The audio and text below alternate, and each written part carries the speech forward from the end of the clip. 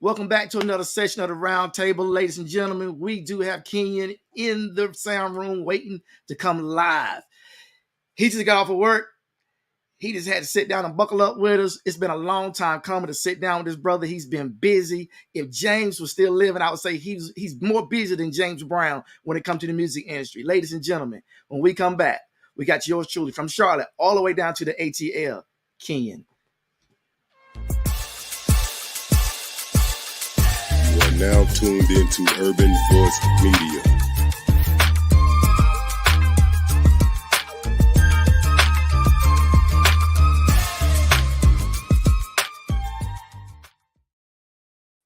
My brother, how are you doing? What's going on? I am doing excellent. How about yourself? Man, I'm so happy we finally was able to get the schedules together that we can coincide with one another. I'm a little under the weather, but hey, brother, to sit down with you, it's a must. It has to be done. It has to be done. I took all the meds I need to keep the things of a cold away from me for the next 45 minutes or so. So, brother, I'm all yours.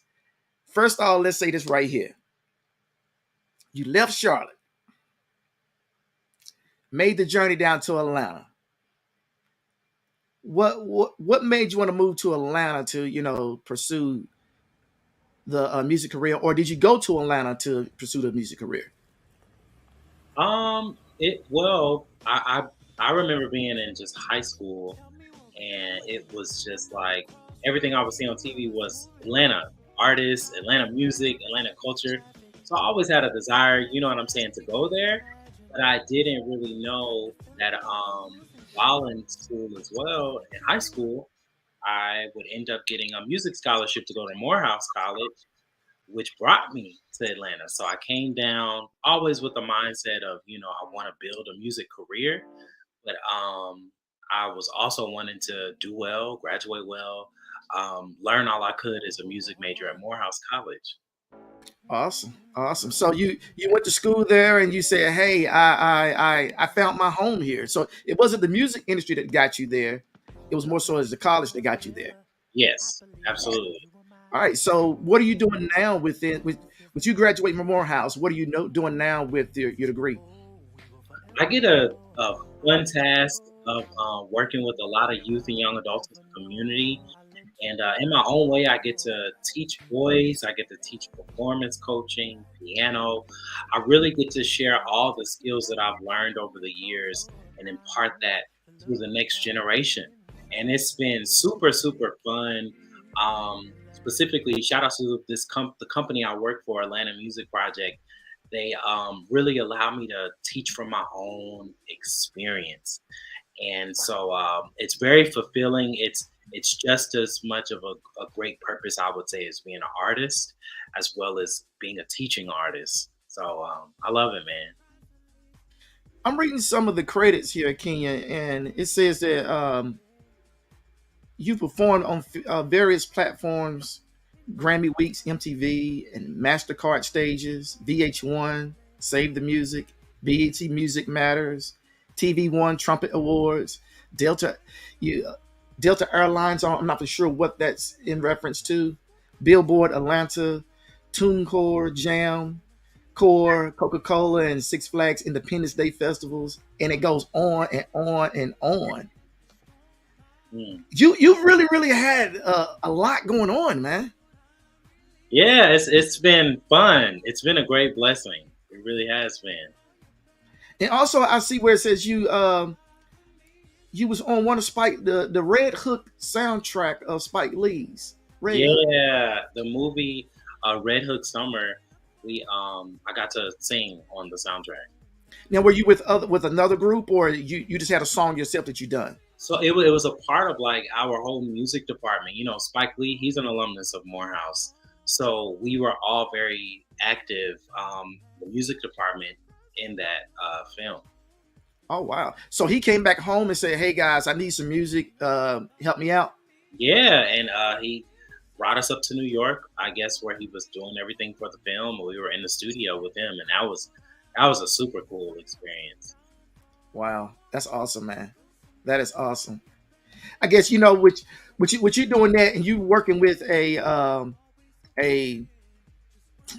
how would you say it? Spike Lee's one of the icons of the film industry. How was that working with him?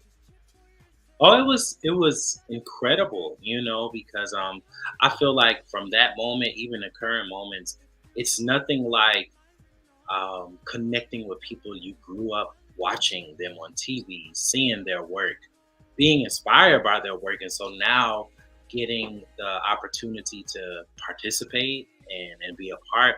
It's a full circle moment. So I just remember soaking it all in, pinching myself a couple of times, but it's always cool. Spike Lee himself, he's a super like down to earth guy. So, he made it just feel very natural, like I was supposed to be here. And so it was awesome. Who are some of the other well-known people that we may have heard of that you've worked with? Wow. Well, I would have to say, um, one of the greatest of all time, the late Queen of Soul, Aretha Franklin. I got to sing background for her. Stevie Wonder, Fantasia Barrino, Tiana Taylor, um, Kanye West, Common, a bunch of different people, a whole lot of people. Were you nervous with Aretha and I think you said Stevie Wonder? Were you nervous around them? Oh, absolutely, 100%. Like but I feel like my training and grooming, even if your heart is beating out your chest, you're just taught not to show it. You're taught to be professional.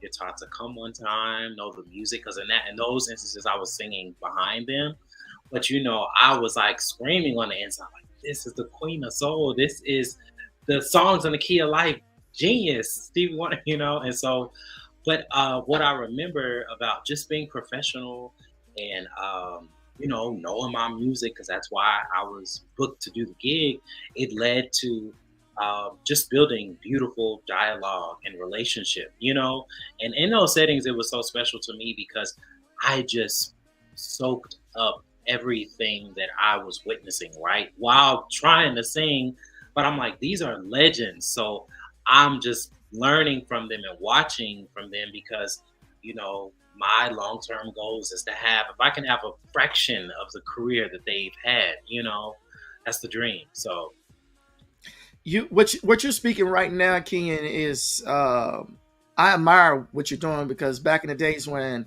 I was singing and was in groups and producing music, you're speaking something that I wish I would have had the opportunity to do, man. So, and for one of the legends to still be here, Stevie Wonder, I mean, that's a phenomenal thing to speak up on.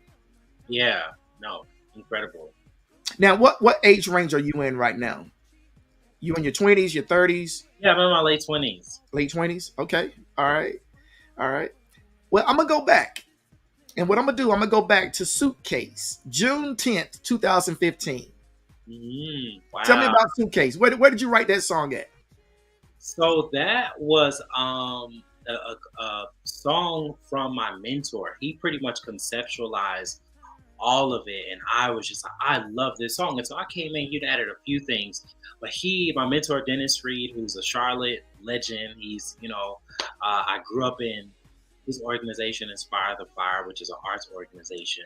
And I just remember being uh, in undergrad at Morehouse. I fell in love with this song, and so pretty much the thoughts behind it were, it was synonymous to my story, right? You're taking the idea of packing your life up in a suitcase. You want to travel the world, you want to change the world, you want to live your dreams. And at me, it connected and resonated with me so heavily because though, Atlanta and Charlotte are not too far, it's only like 3.5, 4.5 hour difference. You would hear just a lot of different people when it came to pursuing entertainment dreams. You gotta, okay, man, you gotta get out your hometown. You gotta go chase those dreams. So Suitcase was birthed, culminating my journey, that experience. And so it's just been beautiful to present day. That is probably one of the most requested songs I get when I perform. And it's every time I perform it, it feels like the first time because I feel like, the main message of that song is like, yo, if you gotta pack your bags, if you gotta transition to start a new life, you can live your dreams and you owe it to yourself to at least try, you know. So I bet you and Jodeci could really, really have a phenomenal conversation in reference to what you just spoke upon of packing your bags. It's like they packed up and moved to New York with mhm. nothing, you know what I'm saying, and sat in the hallways for Uptown to say, "Hey, give me a chance, give me a chance," Yeah. and they opened the doors. And I don't know if a lot of people noticed it or not, but the first song that I ever heard Jodeci on was Father MC's "I'll Do for You." Wow. Yeah. If you ever get a chance, Google that, man. They're actually in the video as well, man. It's Father MC, I'll Do for You. And they did the background vocals. I'm not sure if Devontae did any of the producing on it, but I know the background vocals made Father MC go to that next level.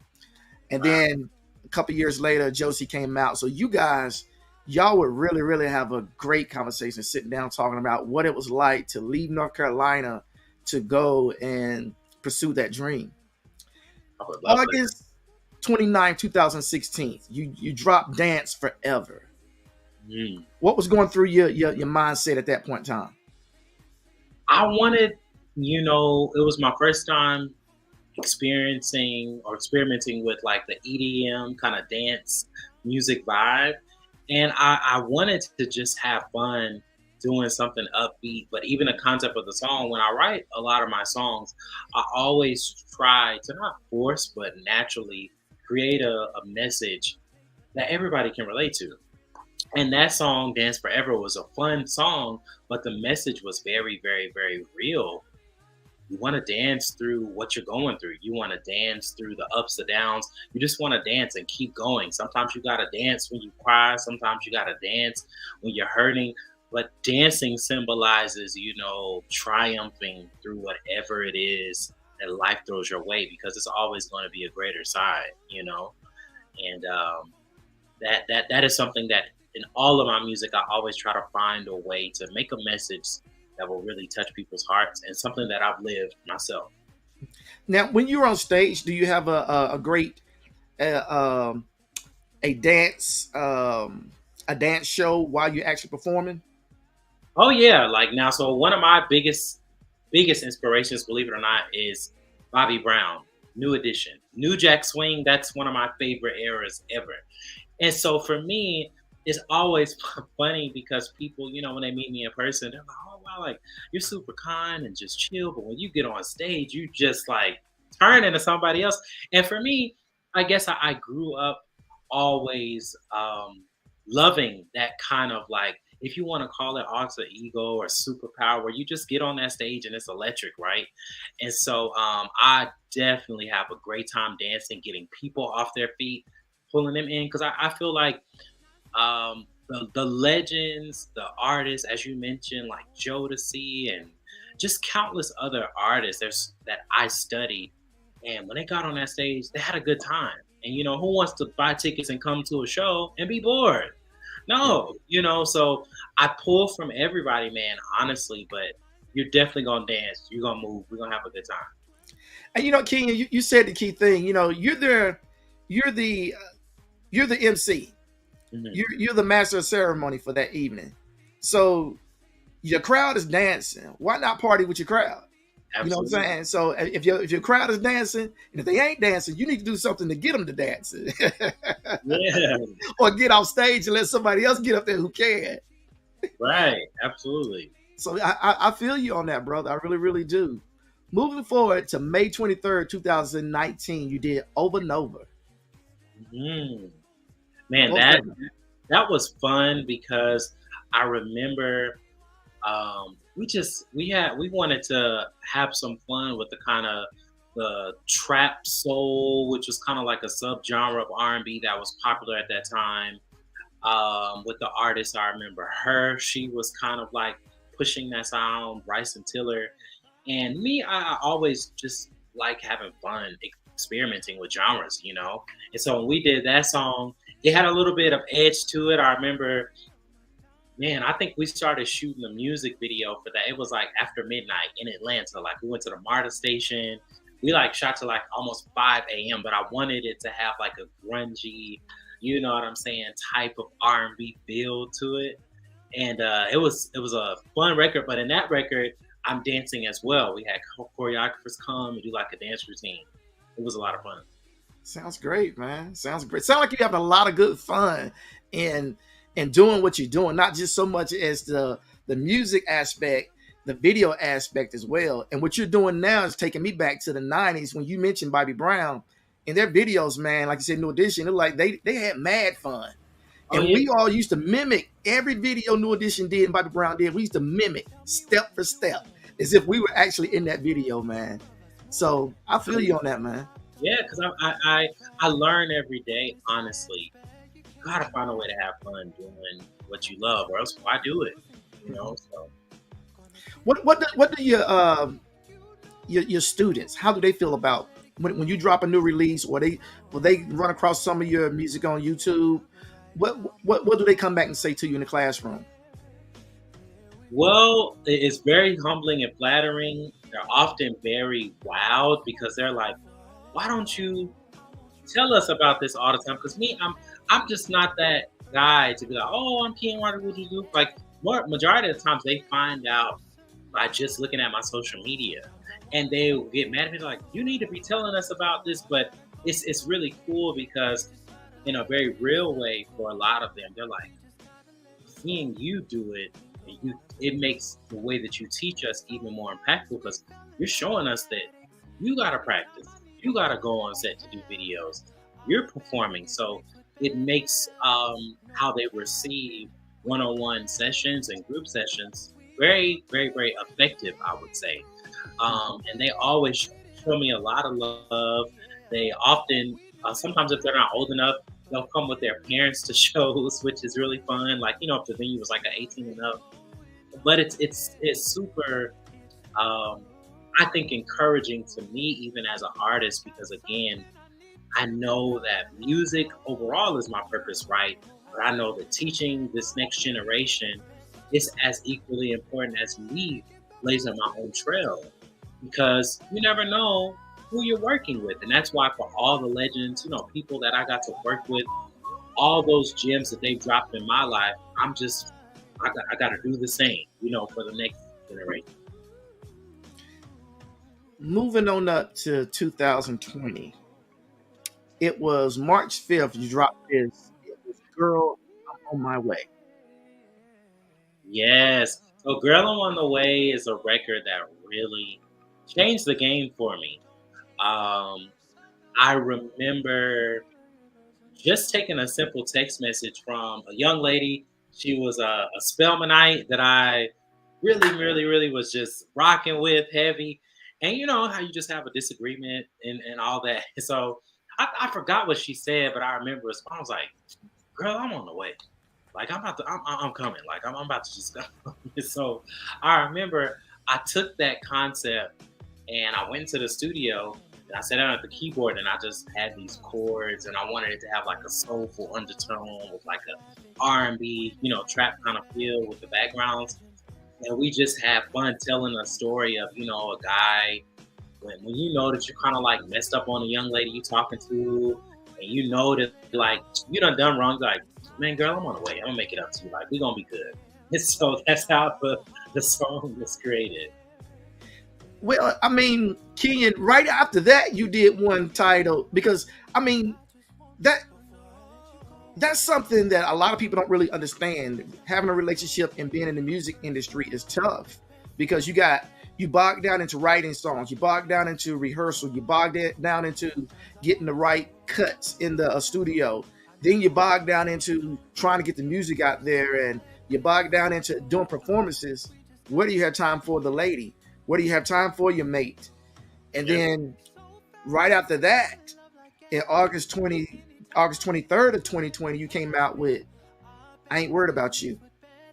Oh yeah, like 'cause that was just all about me coming into my own, recognizing you can't please everybody, and I feel like all of us, we go through seasons or moments in life where you try, but then you be like, yo, I gotta do what's best for me. And so Right. that was a fun pivotal moment because it was very real. I was like, I am trying to build a career, do this, do that. And I'm like, at this point, okay, I ain't worried about none of y'all. Like I gotta I gotta put myself a priority because people will take advantage of you if you let them. And I just got to the point, I was like, nah, I'm not gonna let this go on anymore. And I'm a artist that I definitely take real experiences and I put it in my music. I'm a song about And Keeyen, that's something that really hurts a lot of some of the great artists who don't make it to the main stage, the big stage, is relationships. Whether it's relationships with the children, relationships with the lady or the husband or boyfriend or girlfriend. A lot of times, that hurts great musicians from making it. They it's not that they give up, it's just they stop to give 100% to this versus 100% to what they really truly have loved their whole entire life before they met that person. it. Absolutely. Now, you did a single called You in February 2021, but you also did one called You Should Know, February 25th of 2022. You Should Know, is that what we were just playing? Yes. Yeah. That's it right there. Yeah. Hey guys, let's give them a little bit of this right here.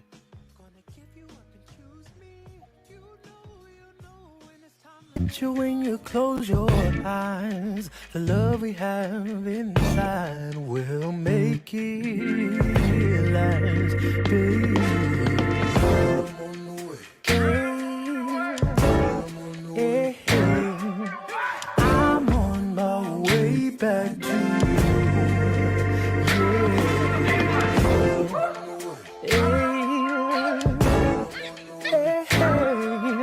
I'm on my way back to you.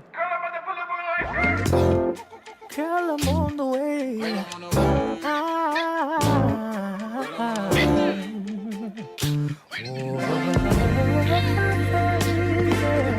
How could I ever be the one to let you go?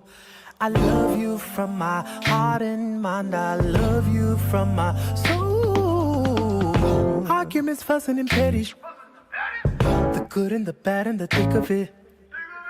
Take us back where we began. I'll do it all over again, over and over again. It's easy. Keeyen, we messed up. We played "Girl, I'm on My Way" instead of "You Should Know." Oh, But yes. by listening to that "Girl, I'm on My Way," I'm surprised Anthony Hamilton hadn't said, "Hey, Keeyen, we need you to open up for us." Hey, it's room for it to happen very soon.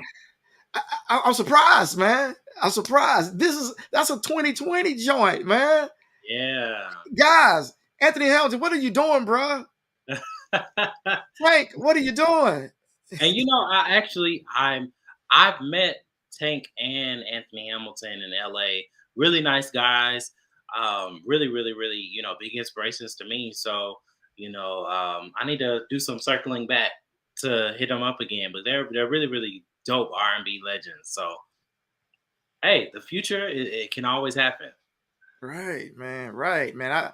I that joint right there. What I really like about that video, what you did, Keeyen, you with the guys being behind you, and then they spread out and Yeah, they're blowing the horns and everything. I really, really, I enjoy that, man. I see I you appreciate guys, it. y'all sit down and y'all put some thought process into that song right there.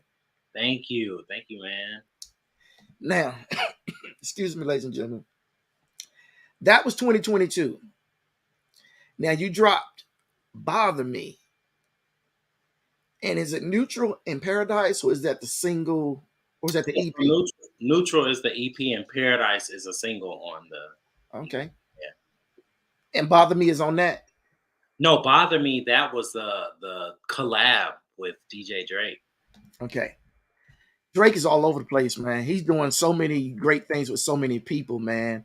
And I did actually I interviewed him, and that guy, man, he has a catalog for you. Oh, I'm like, Dr. Dre, watch out, man. He has right. a catalog for you. But I think now this one. Let me ask you this, Keeyen. Now that's the one right there. Another crossroad, neither of us moving. Gridlocked, our love is stuck in traffic. When it's bad, you can't imagine. Kinda feeling like I'm losing. Gonna give you up and choose me. You know when it's time to let it go. It's not that I never cared, but right now my heart's not there with you. Yeah, but I just want you to know. Before I let you go, I want you to know I gave the best I had. Don't take it personal. I gave the best I had. Don't take it personal. Sometimes I wanna stay, but this is what I know. I know I gotta go. Don't take it personal. We just gotta let this love go. We just gotta let it go. We don't wanna let it go. So fast we fell in love like addicts. Anytime I needed you would let me have it. Our baggage mixed with bad habits. No capping, we had it. We built everything, threw it away, lit it up with matches, yeah. We knew it would happen, but memories will always share. But this love ain't going nowhere. It's through. I got something I need you to know. Before I let you go, I want you to know I gave the best I had. I gave it the best I know. Don't let it get the best of you. Sometimes I wanna stay, but this is what I know. I know. Let me ask you, Keeyen, when you're in your relationships, do you ask your mate, hey, listen to this song, this song, this song, and you'll understand me? No, I don't. I I don't know if I would do that. No, that might actually be cool, but I've never done that. No. Man, I mean, because your your sequence, man, from like I said, from 2015 going forward, your sequence, it's like, I'm in this new relationship, sweetheart. I need you to watch this video, this video, this video, and you know everything about me. Yes, I'll definitely take that into I'm consideration. that guy. I am that guy. Man, I really, really enjoyed that music video as well. The song, is real deep. Morgan Wallen has a song out right now where him and the lady, they're throwing bottles at one another. They're fighting. She goes home to her mother. He don't think it actually it's a toxic relationship and everything. And when I heard this, it made me think of not so much the toxicity as what he did with his lady and everything, but there's something you should know before I let you go. You know what I'm Mhm. saying? And Yeah. um, you did it in a sort of real nice, sweet way. Theirs was Morgan's was real harsh. It was like I don't care. We said some things we weren't supposed to say. We were both ugly, but Yeah. I know we can put this back together some way somehow. What inspires you when you're sitting down, you're writing songs? What gives you the inspiration to write that next song? Usually, self reflection or just talking to my homeboys, talking to family. But it's very easy for me to find inspiration, and I guess that's because I never tried to just force stuff. I always just go off of vibes and feelings, and a lot of times, when I sit down at my keyboard or go to the studio, somehow ideas will come. And what usually helps that is conversations. I'm from Charlotte, so I grew up a super southern, talkative guy. As they say, you don't really meet strangers. So it's very easy for me to find inspiration through striking up conversations. The latest hit that you have right now is "Bother Me." Mhm. Where does that compare to some of your other songs you've done? This song was really fun because it was my first time doing like a dance house record. which major thanks to DJ Drake for uh, having me be on the record. But it was still, a message that was true to form for me. Like, you're not gonna let petty stuff bother you. You're not gonna let things get under your skin, and let things just kind of get you off your center, off your square. And so I connected with the song immediately, and they played me the reference. And then I was like, man, it just has a great energy. And, it's always been cool growing up. And DJs, they're so vital to culture because they really, really, really, they curate that playlist. They mix and scratch records that take us back to that moment in time, and you be like, when it hits you, it feels like the first time. So for me to participate on this record where DJ Drake is using it to do the same kind of thing, I was just like, man, this is dope. That's good, man. That's good. And and also when you said DJ Drake I noticed you're not shy in reference to being around the DJ like that because you had him actually in one of your videos. Was it the You Should Know? What was the difference in those two videos? You did two different videos for You Should Know. Yeah, so one I just did like a performance video because I love performing, and that was where I had the DJ is actually, he's a DJ professionally as well as a producer. He produced You Should Know, the guy that's DJing. And so I've always been just a fan of, I think, music in general.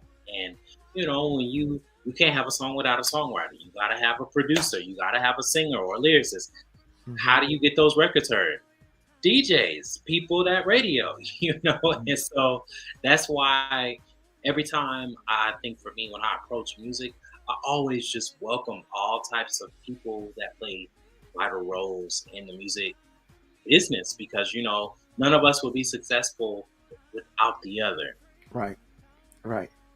Well, ladies and gentlemen, we're going to go ahead and drop the Bother Me. You guys, if you're not dancing in the background when you see this, you're going to start dancing when you hear this track right here. Because it takes a lot of us back to what we used to do, what we used to call house. Here it is, ladies and gentlemen. Bother Me.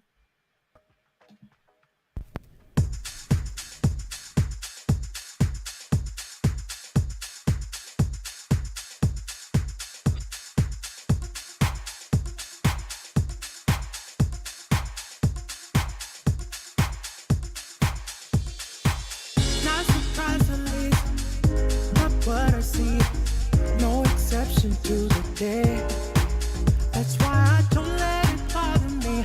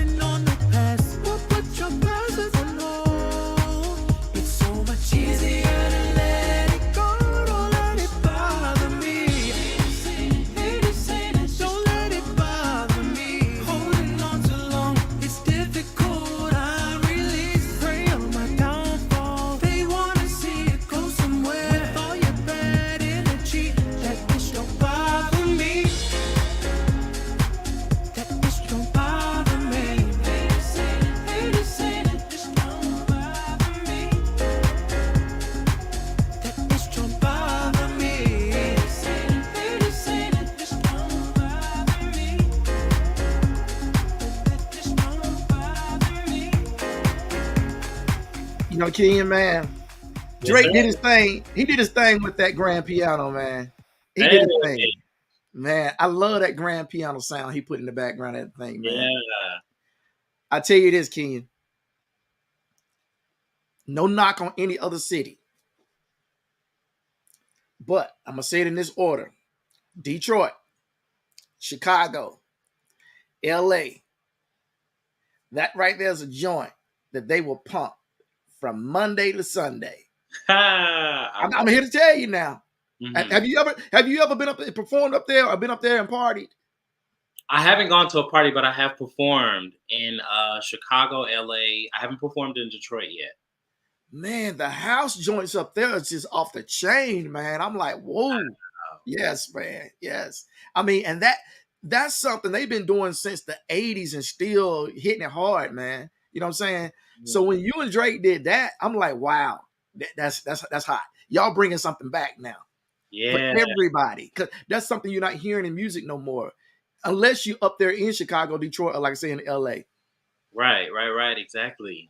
So man, I tip the hat off to you and Drake for putting a phenomenal joint down, man. 'Cause that was nice. I really truly enjoyed that, man. Thank So what's on the horizon now that the summer's hit for you? You out of school. What's coming up for you? Well, I'm going to be doing a lot of performing. Have some tour dates coming up starting next month in June. And I have some more visuals that we're already preparing to start shooting for records on my EP Neutral. And we're looking to do some collabs as well from summer to the fall. So, again, I'm just looking to have as much fun as possible doing what I love to do. Well, you do a great job at what you do. And Thank brother, it was something I was saying to myself earlier today. It was in reference to as I was listening to your music and going over everything before we went live. And I was saying to myself, with you giving back to teaching within the with the arts, and as you said, me and you was talking, you also, you give lessons to adults and everything, and you put time into doing what you're doing in the music, the videos, like you said, doing concerts, brother. You If you're not where you want to you. be proud that you are where you are. Absolutely. And I say that because there's so many people like myself and people who are younger than me who are in the industry who have not done what you're doing, have not made it to that plateau. And brother, even though I don't hear your music on the radio, I have to go to like YouTube or Apple Music to hear it. Be proud that you are where you are, because what you have is a gift, man, that, like I said earlier, I don't understand why Tank and Anthony Hamilton have not asked you to open up. Thank And you. that's not to, you didn't throw me no coins to say, yo, L, do this for me, because you don't know what I'm about to say. You didn't know what the interview was about. I'm saying that, guys, from my heart. Tank, Anthony, look this brother up. He in Atlanta. He ain't hard to find. If you can't find him, reach out to this lady right here, Tangy Watts. Yes. She can find them for you, and it ain't hard for her to find them. Yes. Brother, anytime you're doing something, anytime you drop something, you want to come back to Urban Voice Media here at the Roundtable Session, just give a Tangy a holler or hit us up, and we've been more than happy to have you back, man, because Thank you. your music, what you have to deliver, is like food. We love eating what you have. You know what I'm saying? It eats inside the soul and nourishes our body. It's nutrition to our body, what you have to say. And Thank you. I ain't gonna get over them trumpets, man. Hey, well, get ready for more. We got some more great concepts coming. So I'm truly honored, and thank you. Shout out to Miss Tangy for making this possible. I really am honored, and hope it should be a Charlotte show soon. So hopefully I can get you the information and you can come out. Yeah. Definitely. You come to Charlotte, I'll be there. I would love it. Yes, sir. You come to Charlotte, I'll be there. I'll give you last words, brother. I live by, if you can be consistent, you can be great. And anybody that watches this, just know that we were born to be the greatest versions of ourselves. So I hope that my music will inspire and encourage that. And please lock in with me on social media, everything Keeyen Martin, and I would love to connect with y'all. Sounds great. Sounds great. Keeyen Martin, until next time, brother, and there will be a next time. Yes, sir. You stay happy, you stay humble, you stay blessed, brother. And we're going to be watching you, man. We're going to be Thank watching you. you. All Thank right. you so much. Good.